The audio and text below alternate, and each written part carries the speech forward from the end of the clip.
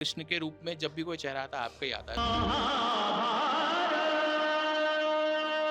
परम सौभाग्य कि मैं श्री कृष्ण को निभा पाया। राम और कृष्ण इस देश की धरोहर हैं। कृष्ण भगवान की कोई ऐसी क्वालिटी जो लोग मिसअंडरस्टूड बहुत कर रहे हैं। घिरे रहते थे, 16,108 बीवियां थी। ये मैं समझता हूँ नासमझ सोच है। कहीं कृष्ण को ढूंढने के उसमें हमने कृष्ण को खो तो नहीं दिया। कृष्ण को ही क्यों, मैं तो कहता हूँ माता पिता और सभी को खो दिया। मोबाइल जब से हाथ में आ गया सभी कुछ तो टूट रहा है। लोगों को लगता है कि यही एक जीवन है। ये फॉल्स वर्ल्ड है। पुरुष को जो शक्ति दी है वो स्त्री की रक्षा के लिए दी है। फेटलिस्टिक नहीं होना है कि विधि का विधान था, मुझे तो मिल गया, अब मैं जो करूं ऐसा नहीं होता। लोगों को अच्छा लगे इसलिए झूठ नहीं बोलूंगा कि मैं बस एकदम कृष्णमय हो जाता था, कृष्ण मुझसे बात करते थे। यदा यदा हि धर्मस्य ग्लानिर्भवति भारत अभ्युत्थानम अधर्मस्य तदात्मानं सृजाम्यहम् पवित्रणाय साधूनां विनाशाय च दुष्कृता धर्म संस्थापनार्थाय संभवानि युगे युगे।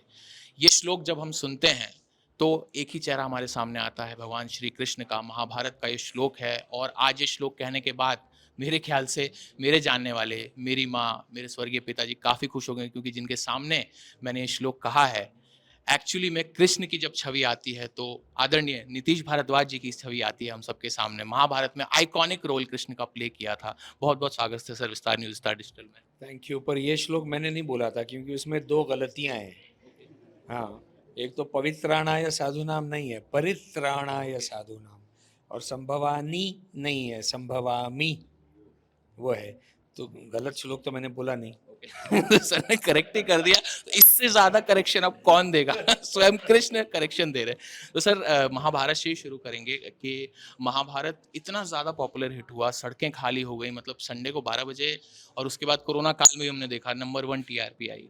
और कृष्ण के रूप में जब भी कोई चेहरा आता है आपका ही आता है। तो पर्सनली आप उस लेगेसी को कैसे फील करते हैं? क्या लेगेसी कहलवाना पसंद करते हैं या कैसे देखते हैं उसको?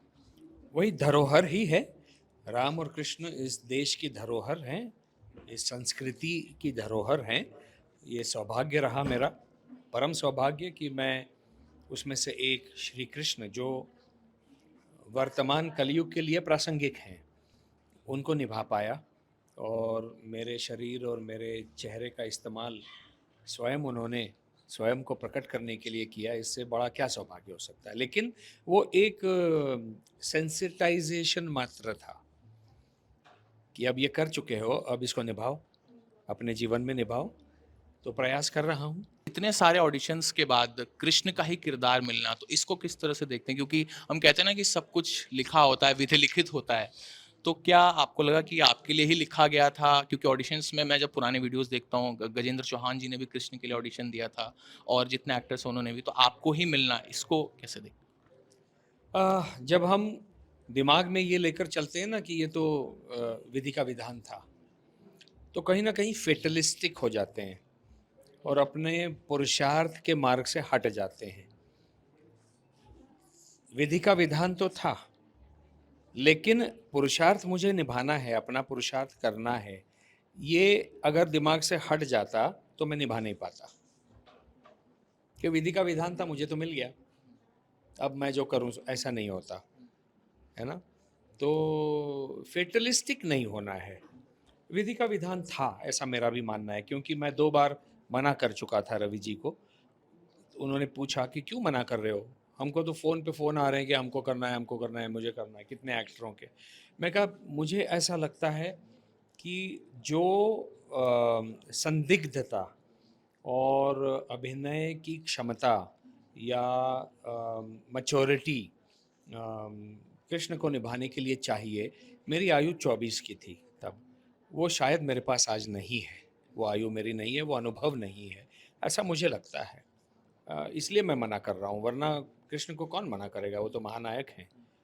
तब फिर राही साहब और पंडित नरेंद्र शर्मा जी के साथ जो चर्चाएं हुई मेरी, उससे उन्होंने मुझे ये जताया, इस चीज़ का एहसास दिलाया कि हम दोनों के साथ बैठकर तुम एक एक डेढ़ डेढ़ घंटा कृष्ण के ऊपर चर्चा कर रहे हो, समझ में नहीं आ रहा है तुमको कि तुमको पता है सब, अब उसको परफॉर्मेंस में ढालना है, बस इतना ही करना है।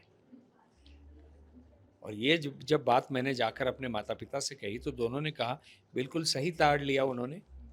हमको भी लगता है कि तुम बहुत ज़्यादा सोच रहे हो, अब डुबकी लगा दो।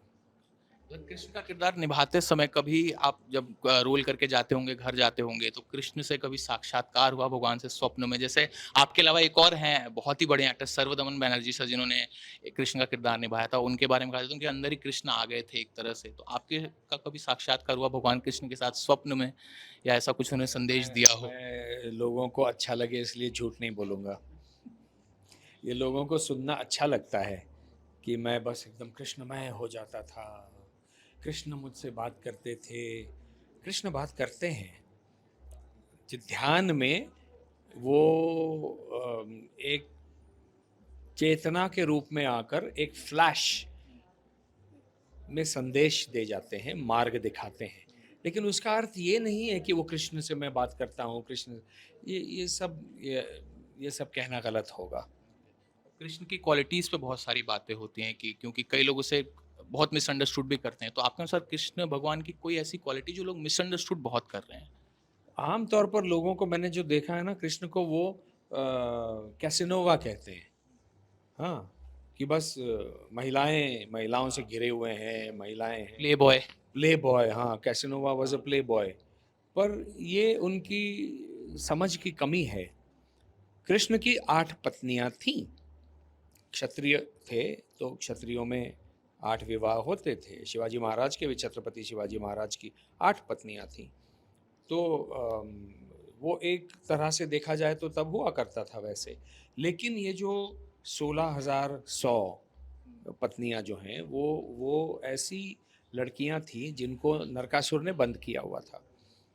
उनको जब नरकासुर के कारागार से छुड़ाया, तो उन्होंने ये प्रश्न किया श्री कृष्ण से कि जो समाज स्वयं माता सीता से अग्नि परीक्षा की मांग करता है, हम तो अग्नि परीक्षा दे नहीं पाएंगी, हम तो साधारण स्त्री हैं, माँ नहीं है सीता की तरह, तो हमें वो दिव्यता नहीं है, तो हमारा भविष्य क्या होगा, क्या हम वेश्याएं कहलाएंगी?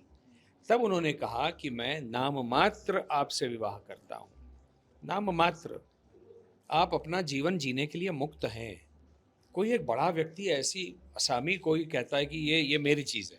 अब भूमि को ले लीजिए ना, आप सीएम की भूमि को छुएंगे क्या? नहीं छुएंगे ना। कोई लैंड ग्रैब करने वाला गुंडा भी होगा तो वो सीएम की भूमि को नहीं छुएगा ना, वो वाली बात है। इसलिए उनका जीवन सुखद हो गया। तो ये जो एक समाज में उदाहरण स्थापित किया कि पुरुष को जो शक्ति दी है, वो स्त्री की रक्षा के लिए दी है। ये उन्होंने उदाहरण स्थापित किया। इसको ना समझते हुए केवल ये कह देना कि वो घिरे रहते थे, 16,108 बीवियाँ थीं, ये मैं समझता हूँ नासमझ सोच है। इन्हीं सब के बीच में आपको नहीं लगता सर कृष्ण कहीं खो गए हैं? क्योंकि वृंदावन हम देखेंगे जब वीडियोज़ देखते हैं, वृंदावन में लोग दर्शन करने जाते हैं बांके बिहारी में। पहले होता था कि हाथ जुड़े रहते थे, आजकल देखते हैं मोबाइल रहता है। तो कहीं कृष्ण को ढूँढने के उसमें हमने कृष्ण को खो तो नहीं दिया? भाई कृष्ण को ही क्यों, मैं तो कहता हूँ माता-पिता और सभी को खो दिया। परिवार की वैल्यूज़ को खो दिया। मोबाइल जब से हाथ में आ गया सभी कुछ तो टूट रहा है ना?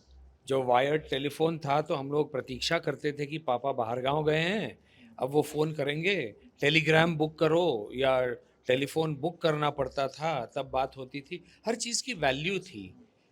आज के समाज में हुआ क्या है, आज के बच्चों को सब कुछ इतना आसानी से मिल रहा है, हम एक दूसरे से टूटे हुए हैं। हम समाज से टूटे हुए हैं, स्वयं से टूटे हुए हैं। लोगों को लगता है कि यही एक जीवन है। ये फ़ॉल्स वर्ल्ड है, ये रियल वर्ल्ड नहीं है। इसमें कितना खोना है या इसका इस्तेमाल किस चीज़ के लिए करना है और कितना करना है, ये आपको समझना पड़ेगा। और माता-पिता जब कहते हैं तो उनकी बात माननी पड़ेगी। सर भोपाल के बारे में कुछ कहना चाहेंगे? भोपाल आपके लिए क्या है? मेरा भोपाल मेरे लिए क्या है, दूसरा घर है। यहाँ रहा हूँ भाई, उपांत कॉलोनी में, 4 इमली में मैं रहा हूँ। 1999 से 2007 तक मध्य प्रदेश में राजनीति में सक्रिय रहा।